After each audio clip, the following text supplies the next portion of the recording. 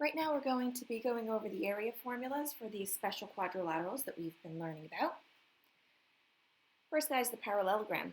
The area formula for the parallelogram, area is equal to base times height. Familiar, you've learned this before. The base is one of the sides of your parallelogram, and then the height, there we go, the height is going to be the length of that segment that goes from the opposite side, and it is perpendicular to the base. So area is equal to base times height.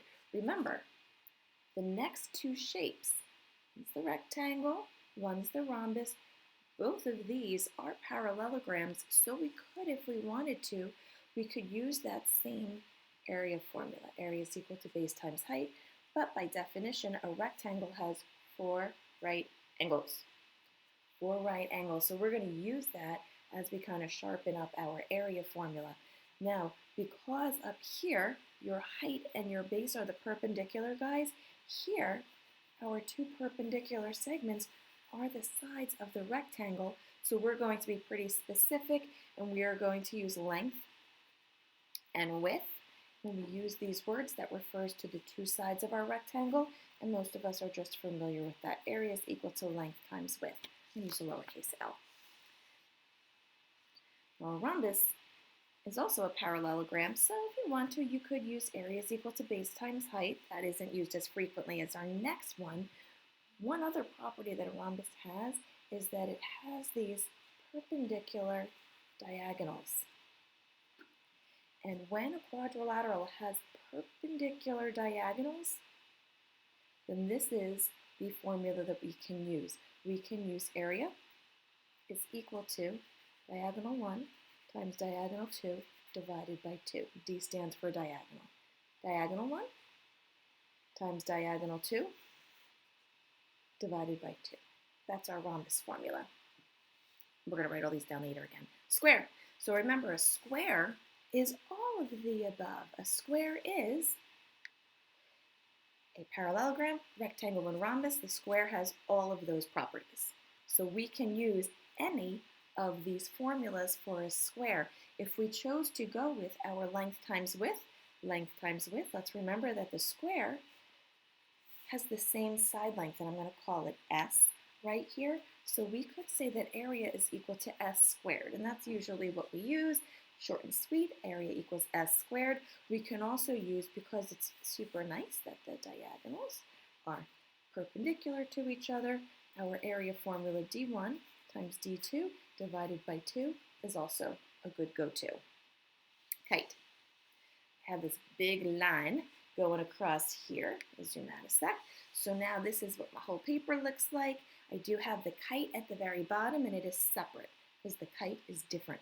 The kite is not a parallelogram, not a part of this family. It does have four sides. Okay, there are only so many properties that we can have in four-sided figures, so there might be some overlap and some similar things. Zoom in. Here is one property that a kite has that some of those guys above have, and that is about the diagonals.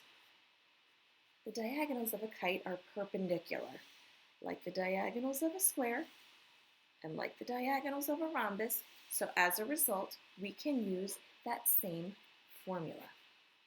Area is equal to diagonal 1 times diagonal 2 divided by 2. At this point, we are going to move to the worksheet. Let's go out. The worksheet that is in our haiku page. You can print it out, and if you don't print it out, that's fine, but these are the examples that we are going to do. So, first one.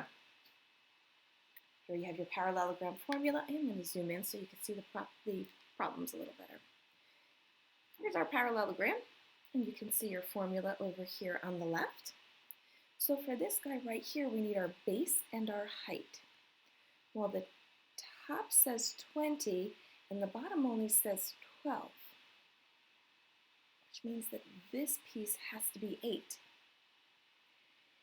They gave us the other side of a parallelogram, but that's not what we need because it's not a rectangle. So we can't find the dimensions of the two sides. We need this height here.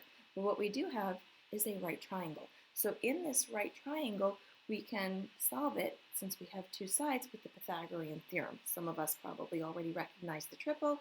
If you don't, h squared plus 8 squared is equal to your hypotenuse squared. Go ahead and solve. Minus 64, and h is equal to 6. So I'm going to put 6 back over here. And now for our formula, which is area is equal to base. The base, the whole entire thing, is 20 times your height, which is 6. And the answer is going to be 120. Next up is our rectangle. Our rectangle is length times width. Let's check it out. Here we have it. Okay, so length, there it is, it's 24, because I let BC equal 24. BD is equal to 26. Well, BD is this diagonal. And in a rectangle, I'm going to do length times width. So I need to find this dimension here. So at this point, I'm going to kind of think about all of those different properties for diagonal, for a rectangle. And one of them is that I have 4 right angles. So now I have right here, hopefully you can see it, a right triangle. So for my right triangle, given two sides, I can use the Pythagorean theorem. W squared plus 24 squared is equal to 26 squared. I'm going to go ahead and solve, and when I do, you could pause it, figure it out for yourself. W is equal to 10. So your formula, area is equal to your length, 24, times your width, which is 10. My area is equal to 240. Yes, units squared. I don't have any labels here.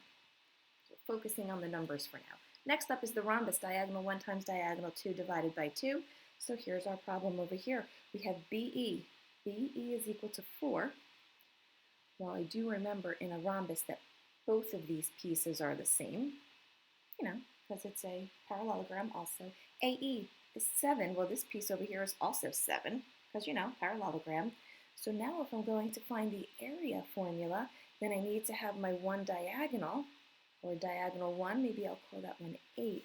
My second diagonal, 7 and 7, that's 14. So now I'm going to plug that into my formula, which is multiply them and divide by 2. 8 times 14 divided by 2. So in my calculator, 8 times 14 divided by 2, 56. Pause at any time you want to actually do this on your own and check it out in the calculator. Area is equal to side squared. So I look at this guy, and they gave me dB. All right, so this is what they gave me. This guy right here, and they said, well, that's 4 radical 2. Things I need to remember about a square. Well, I know that the sides are congruent to each other, and I also know that I have right angles. The square is both a rhombus and a rectangle. Okay, so I'm focusing on this right triangle here. The other things I remember when I kind of studied squares is that not only is this a right triangle, but these guys here are 45s. Right, it's an isosceles right triangle for the 45, 45, 90. Kind of lose some focus when I zoom in.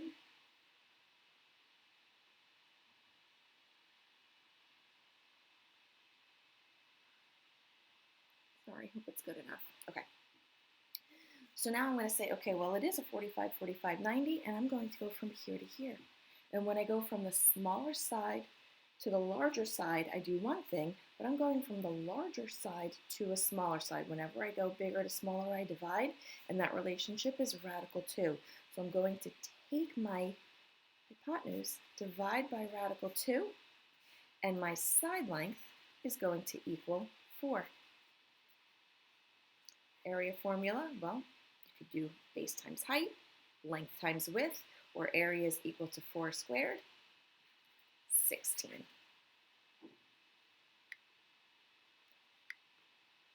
Last guy is a kite. So kite D1 times D2. Let's see what information they give us. So they give us BD is 12.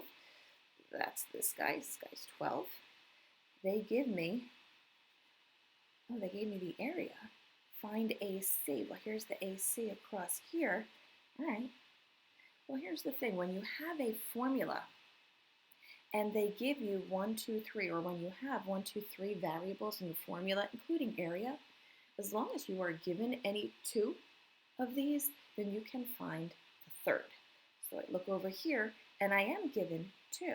I am given one of my diagonals. One of my diagonals is 12. I am given my area, 120, and I want to find my other diagonal, and the rest of the formula is divide by 2. So at this point, we can solve it lots of different ways. You could turn it into a proportion, cross multiply. I might simplify right here. It's going to make it a little easier for me. I'm going to make that a 6 times d. So that's 120 is equal to 6d divided by 6. And my diagonal is equal to 20. So AC equals 20. A couple little things on the bottom to remember. Blank, blank, and blank are all parallelograms. Remember that diagram we had previously? We said that a rectangle, rhombus, and a square are all also parallelograms, and that's why we can use this formula for a parallelogram. 3 shapes also have perpendicular diagonals. Those 3 shapes are the square, rhombus, and the kite. So we're going to use that formula for a kite. Well, here it is, the d1 times d2 divided by 2. We used it twice. We did not use it for the square. Let's revisit the square and see what the story is there.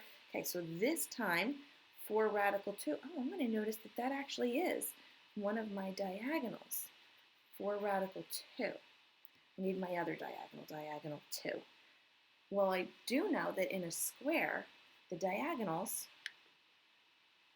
are congruent to each other. They're the same, so that's also 4 radical 2. So now I'm going to plug both of my diagonals into the formula, and I'm going to see how this works out with the math. 4 radical 2 times 4 radical 2, diagonal 1 times diagonal 2, divided by 2. That is my area formula. When we multiply radicals, multiply the outside numbers, multiply the inside numbers, square root of 4. I'm just going to carry that 2 along. Well, the square root of 4 is 2, by the way. At this point, if you want, cancel your 2's. Or some of us are thinking 16 times 2. Okay, that's 32 divided by 2. And yes, that is 16 also. And 16, if you recall, is the answer that we got for the area for square.